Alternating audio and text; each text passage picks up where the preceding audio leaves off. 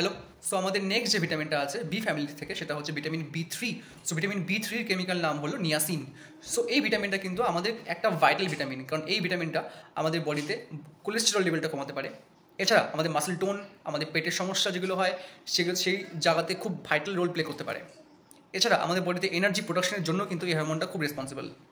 এবার আমরা কোথা থেকে এই হরমোনটা পাবো? এই হরমোনটা পাওয়ার জন্য আমাদের খেতে হবে peanut, avocado, mushroom, green pea আর ব্রাউন রাইস। এগুলো খেলে কিন্তু আমরা ভিটামিন বি3 আমাদের ডায়েটের মধ্যে রাখতে পারবো। এবার ভিটামিন ডি3-র অভাবে আমাদের কী রোগ হয়? সো ভিটামিন বি3-র অভাবে কিন্তু আমাদের হতে পারে পেলেগ্রা বলে একটা ওষুধ। তো পেলেগ্রা হলে কী হবে? মনে হবে গা মানে হাতের যে আমাদের বডিগুলো আছে, স্কিনটা মনে হবে আগুনে পুড়ে গেছে। তো এরকম একটা অ্যাপিয়ারেন্স কিন্তু চলে আসবে।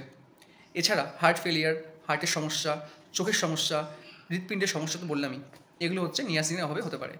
তো আমাদের উচিত হবে ডায়েটের মধ্যে যাতে আমরা ভিটামিন বি3-কে রাখি। Thank you.